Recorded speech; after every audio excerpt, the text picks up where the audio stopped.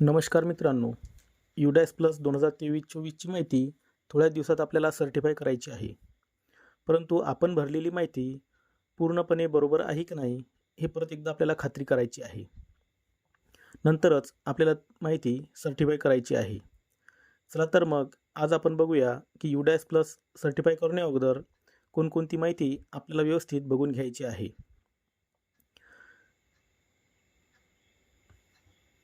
सर्वप्रथम आपल्याला UDAS plus हे गुगलमध्ये सर्च करून आलेल्या पहिल्या लिंकला क्लिक करायचे आहे.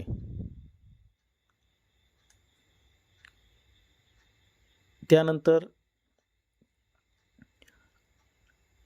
Log in for all modules यावर आपल्याला क्लिक करून घ्यायचे आहे.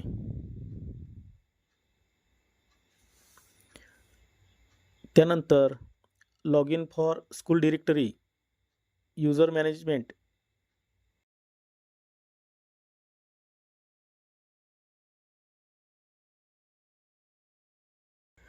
त्यावरील लॉग इन या बटनाला आपल्याला क्लिक करायचे आहे.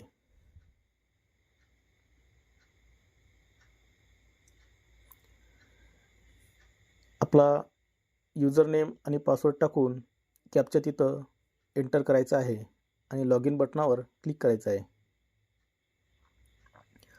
आपल्या शाळेची आलेली सर्व माहिती अचूक आहे हे सर्व बघून घ्यायचं आहे.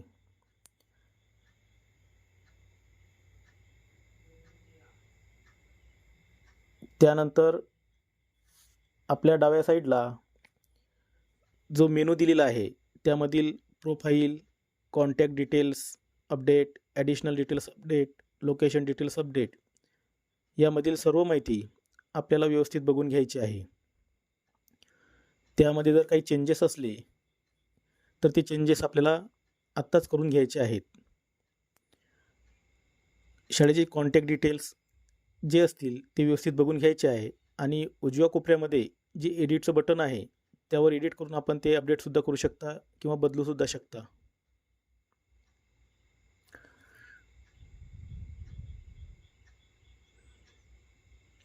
त्यानंतर ॲडिशनल डिटेल्स शाळेच्या संबंधित जी अतिरिक्त माहिती आहे, ॲकॅडमिक इयर केव्हा स्टार्ट होते किंवा मान्यता कोणत्या वर्षी मिळालेली आहे, मीडियम कोणकोणते आहेत, अशा पद्धतीची जर माहिती करेक्शन असेल तर एडिट या बटनावर क्लिक करून आपण ते योग्य करून घ्यायचं आहे. लोकेशन डिटेल्स जे आहेत त्यासुद्धा जर काही करेक्शन असलं तर त्यावर क्लिक करून आपण ते व्यवस्थित करून घ्यायचे आहे.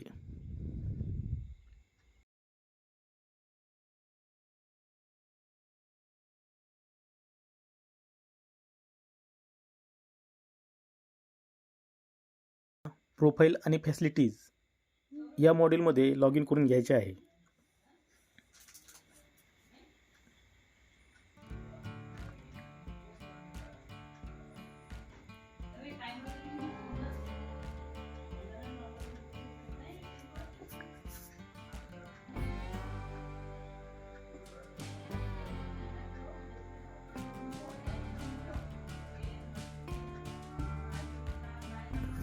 यामध्ये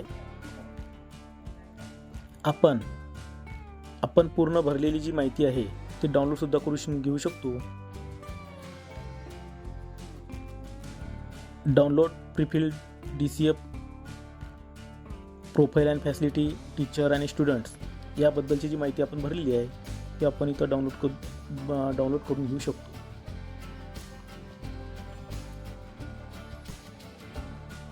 डाउनलोड केलेली माहिती आपण ती सेव्ह करून ठेवायची आहे.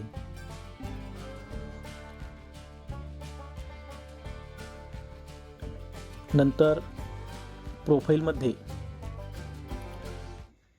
जो DCF आहे, डाटा कॅप्चर फॉर्मॅट आहे, त्यामधली सर्व जी माहिती आहे ती डिटेल रिपोर्ट कार्ड DRC आणि स्कूल रिपोर्ट कार्ड SRC या दोन फॉर्मॅटमध्ये सुद्धा आपण डाउनलोड करून घेऊ शकतो.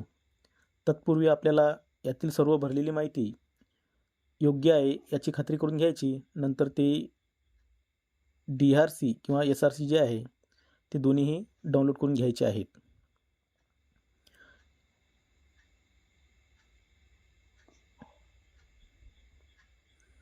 यामध्ये डाटा कॅप्चर फॉर्मॅट 1.1 ते 2.28पर्यंत आपण व्यवस्थित भरलेली आहे, अचूक भरलेली आहे याची खात्री करायची आहे.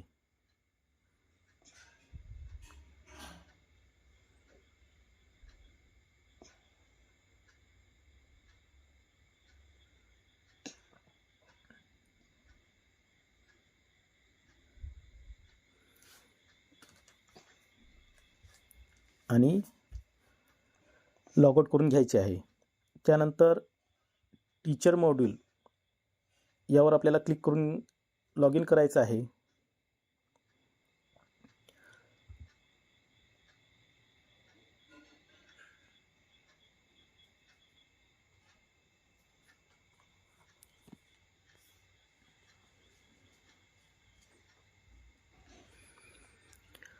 यामध्ये टीचर जो भरलेला डाटा आहे तो सुद्धा आपण डाउनलोड करून घेऊ शकतो.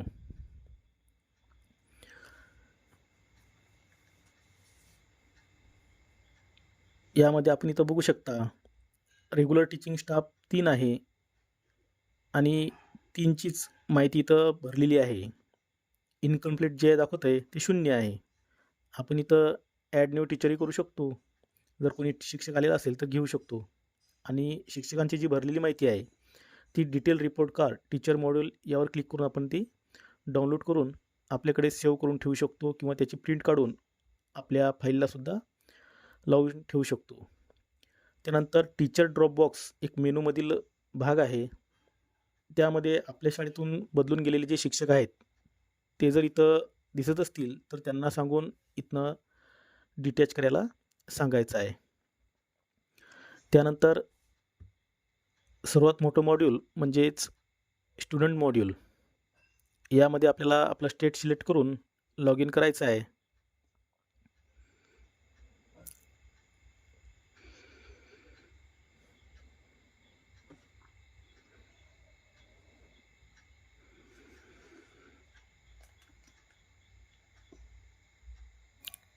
नंतर शैक्षणिक वर्ष 2023-24 आपल्या शाळेची आलेली सर्व माहिती आपल्याला चेक करून घ्यायची आहे.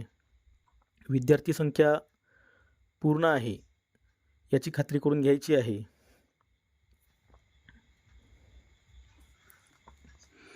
बॉईज, गर्ल्स, ट्रान्सजेंडर आणि टोटल हे आपल्याला चेक करून घ्यायचे आहे. त्यानंतर डाव्या साईडला जो मेनू बार दिलेला आहे आपल्याला त्यामध्ये जे सर्व मेनू आहेत किंवा जे ऑप्शन्स आहेत किंवा ज्या टॅब आहेत ते आपल्याला व्यवस्थित एक एक चेक करून घ्यायचे आहेत.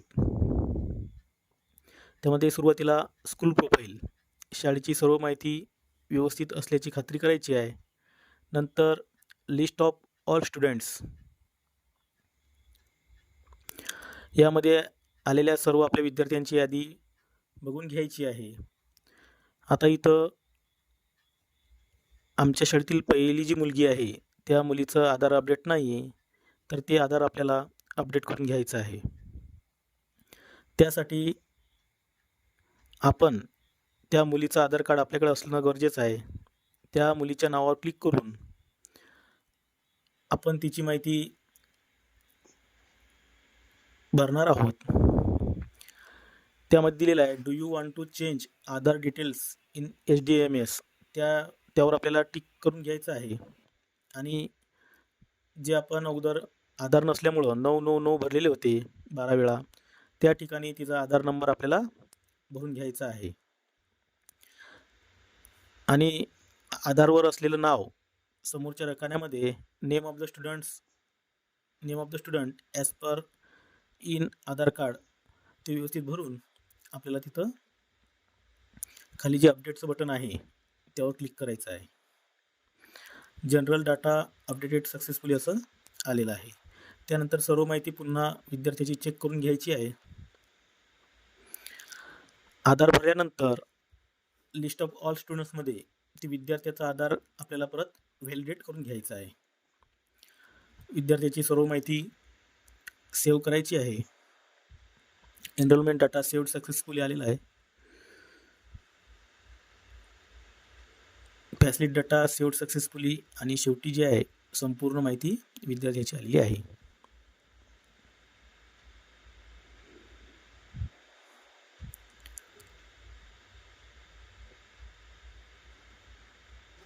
त्यानंतर list of all students in Dropbox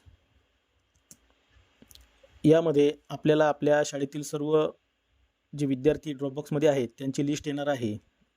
त्यावर क्लिक करून घ्यायचे आहे आणि जे विद्यार्थी ड्रॉपबॉक्समध्ये शिल्लक आहेत त्यांच्या मुख्याध्यापकांना फोन करून त्यांना त्या शाळेमध्ये इम्पोर्ट करायला सांगायचं आहे. त्यानंतर सेक्शन मॅनेजमेंट, अजूनही आपण जर सेक्शन मॅनेजमेंट केलं नसेल तर ती करून घ्यायची आहे. नंतर क्लास अँड सेक्शन शिफ्ट हा एक महत्त्वाचा भाग आहे. चुकून आपल्याकडून एखाद्या विद्यार्थ्याचा इयत्ता बदलली असेल किंवा सेक्शन बदललं असेल तर इथं आपण ते अपडेट करू शकता. इथं विद्यार्थी तिसरीचे आहेत त्यांचा आपण इयत्तासुद्धा इथं बदलू शकतो. तिसरी, दुसरी, चौथी त्यांना आपण शिफ्ट करू शकतो जर चुकून आपल्याकडनं माहिती भरताना चुकलेलं असेल तेव्हा. आणि अपडेट बटनवर क्लिक करून घ्यायचं आहे. नंतर प्रोग्रेशन ॲक्टिव्हिटी, ही ॲक्टिव्हिटी आपण मागच्या वेळेस केलेली आहे, सर्वांना माहीत असणार. प्रोग्रेशन ॲक्टिव्हिटी सर्वांची जवळपास झालेली असणार, ते आपण फायनलसुद्धा केलेलं आहे.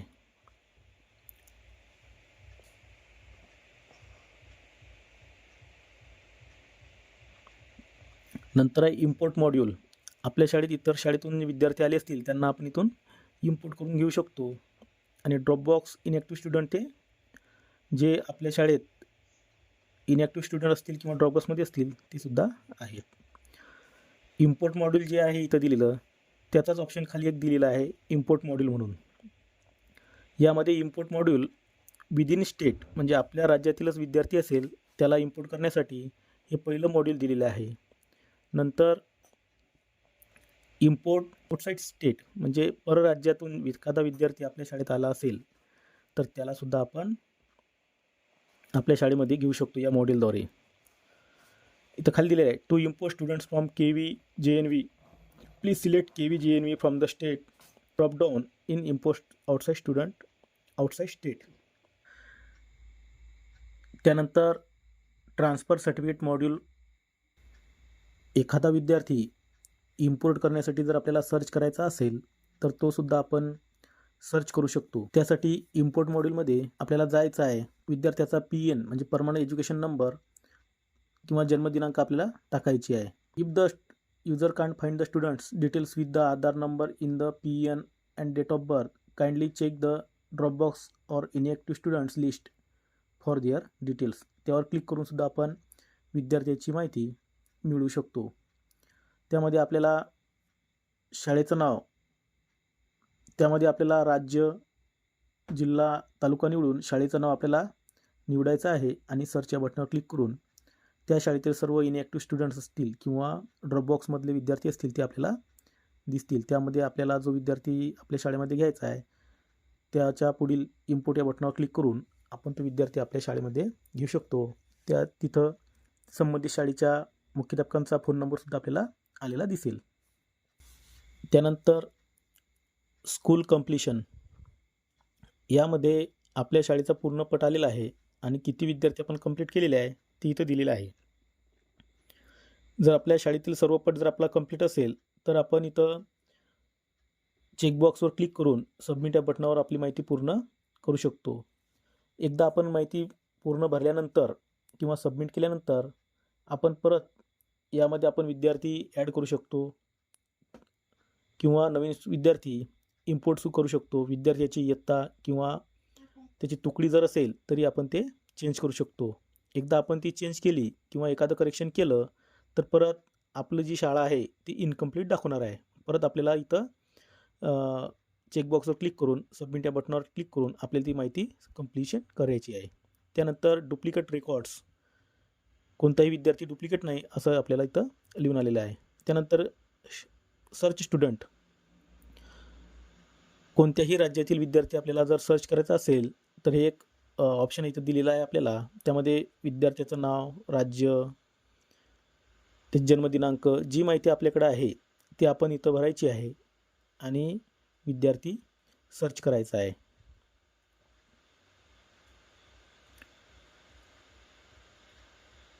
आपण राज्य निवडलेलं आहे, विद्यार्थ्याचं नाव लिहिलेलं आहे, जन्मदिनांक आपल्याकडे नाही आहे. आपण जिल्हा तालुका निवडून घेतलेला आहे आणि विद्यार्थ्याच्या वडिलाचं नाव आपल्याला माहीत असल्याने विद्यार्थ्याचं वडिलांचं आणि आईचं नाव इथं आपण भरलेलं आहे. आपल्याला त्या तालुक्यातील शाळांची लिस्ट येईल, त्यामध्ये जी शाळा आहे आपल्या त्या शाळेचं नाव इथं सिलेक्ट करून घ्यायचं आहे आणि सर्च या बटनावर क्लिक करून आपल्याला तो विद्यार्थी समोर दिसेल. अशा पद्धतीनं आपल्याला UDAS+मधील सर्व माहिती व्यवस्थित असल्याची खात्री करून घ्यायची आहे आणि जेव्हा आपल्याला सर्टिफाय करायची टॅब येणार आहे तेव्हा ती माहिती आपल्याला सर्टिफाय करावी लागणार आहे.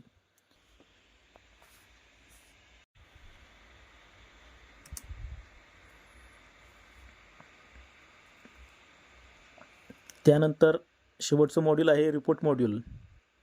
रिपोर्ट मॉड्यूल हे जे मॉड्यूल आहे हे सर्टिफाई जेव्हा टॅब येणार तेव्हाच हे ओपन होणार आहे. तरी आपण एकदा याला लॉग इन करून बघूया.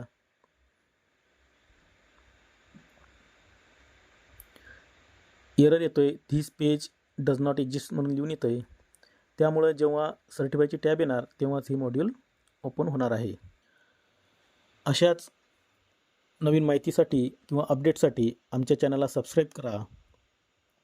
व्हिडिओ तुम्हाला आवडल्यास व्हिडिओला लाईक करा, शेअर करा. धन्यवाद.